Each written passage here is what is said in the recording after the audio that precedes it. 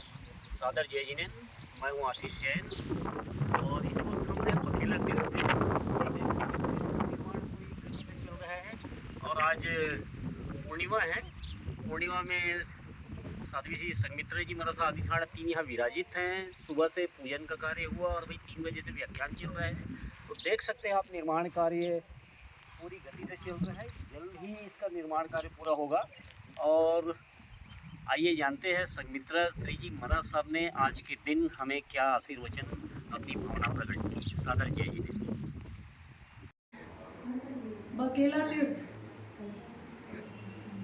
जो कि प्राचीन में प्राचीन तीर्थ है और इस तीर्थ की महिमा अद्भुत है, अपरंपार है। और ये जो मूर्ति है 1250 साल पुरानी,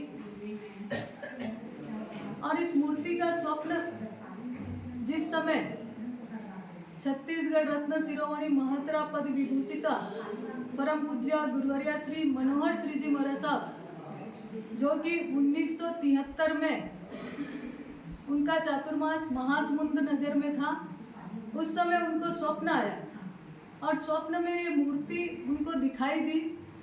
और मूर्ति ने स्वयं ने एक आकाशवाणी के रूप में उनको बताया कि मेरा उद्धार करो। और ये जंगल भी पूरा उनको स्वप्न में दिखाई दिया। पूरा जंगल पूरा ऐसे के ऐसे एज इट इज उनको दिखाई दिया।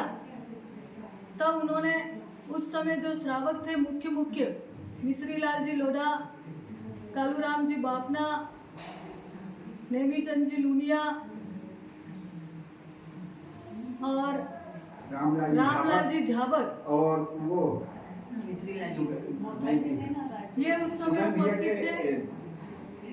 नेमीचंद जी मोथा भी थे ना। और उस समय उन्होंने उन श्रावकों को बुलाया और कहा कि ऐसा ऐसा जंगल मुझे दिखाई दे रहा है। बेगानी जी भी थे नाम की नैन। हाँ बेगानी जी थे। हाँ बेगानी जी, अमरचंद जी साहब ने बेगानी जी का।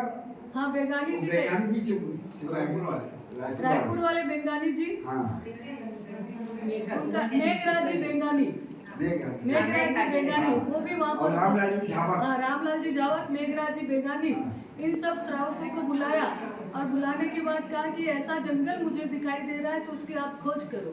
फिर वो खोज करते करते पंडरिया आए और पंडरिया में सहसमल जी लोढ़ा और हमीरमल जी लोढ़ा, रामलाल जी डाकलिया, पृथ्वीराज जी बंगानी, इन सब से मिले। और मिलने के बाद में उनके साथ भी इस जंगल में आए और बोले ये जंगल वैसा दिखाई दे रहा। फिर खोज करते करते यहाँ के कुछ व्यक्ति मिले और उन व्यक्तियों से पूछा कि भाई यहाँ कोई मूर्ति है क्या। तब उन्होंने बताया कि ये पेड़ के नीचे एक मूर्ति रखी हुई है। और वास्तव में वो जैसा स्वप्न में गुरुवर्या श्री ने देखा था वो मूर्ति वैसी थी। और उसके बाद में गुरुवर्या श्री को कहा कि अब क्या करना है। तब गुरुवर्या श्री ने कहा कि इस मूर्ति को पंडरिया ले जाना है। फिर वो मूर्ति पंडरिया ले जाई गई। उसके बाद में उसका लेप कराया गया और लेप कराने के बाद में 1979 में रामलाल जी डाकलिया ने अपनी जगह दी और वहाँ पर उन्होंने उस मूर्ति की प्रतिष्ठा करवाई। और प्रतिष्ठा के दिन ही उन्होंने कह दिया था कि ये मूर्ति जहाँ पर ये निकली है, जहाँ इसका मूल स्थान है, भविष्य में ये वहीं पर जाएगी और वहाँ एक बहुत बड़ा तीर्थ बनेगा। तो आज गुरुवर्या श्री की वाणी सत्य होने जा रही है और एक विशाल तीर्थ यहाँ पर निर्माण होने जा रहा है। और बहुत जल्दी शीघ्र अतिशीघ्र यहाँ की प्रतिष्ठा महोत्सव भी होने वाला है। तो ये तीर्थ अद्भुत है। यहाँ इस तीर्थ में दर्शन करने के लिए आए, वंदन करने के लिए आए और इस तीर्थ की महिमा को बढ़ाएं, ऐसी शुभ मंगल कामना। एक प्रश्न मेरा ये है बाबू जी। हाँ। कि जैसे लगभग तीर्थ का निर्माण तो पूरा हो चुका है यहाँ, तो मूर्ति कब तक यहाँ आ जाएगी, एक भावना है।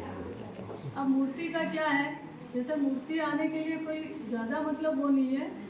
संघ वाले जो पंडरिया संघ है उनके जो बुजुर्ग लोग होंगे उनको ये चीज़ ध्यान में होगी कि गुरुवर्या श्री ने पहले ही बोल दिया था कि मूर्ति जाएगी। तो आप बस बुजुर्ग जो भी श्रावक है और पंडरिया संघ सहर्ष मतलब उस मूर्ति को प्रदान करना चाहिए। क्यों? क्योंकि अभी वो मूर्ति पंडरिया में मेहमान रूप में बैठी, उसकी जो महिमा होनी चाहिए वो महिमा नहीं हो पा रही। अभी मूल नायक महावीर स्वामी है तो उनकी महिमा होगी, जो मूल होता है उनकी महिमा होती है। वो अभी एक स्थान में, एक छोटे से स्थान में मेहमान रूप में बैठे हैं, और जब वो अपने असली घर में यानी अपने असली मूल स्थान में आ जाएंगे तो उसकी और भी महिमा बढ़ने वाली है। और ये मूर्ति वास्तव में चमत्कारिक है, और जब अपने मूल स्थान में बैठेगी तो इसकी महिमा और अधिक बढ़ जाएगी। इसलिए ये मूर्ति अपने मूल स्थान में आना चाहिए।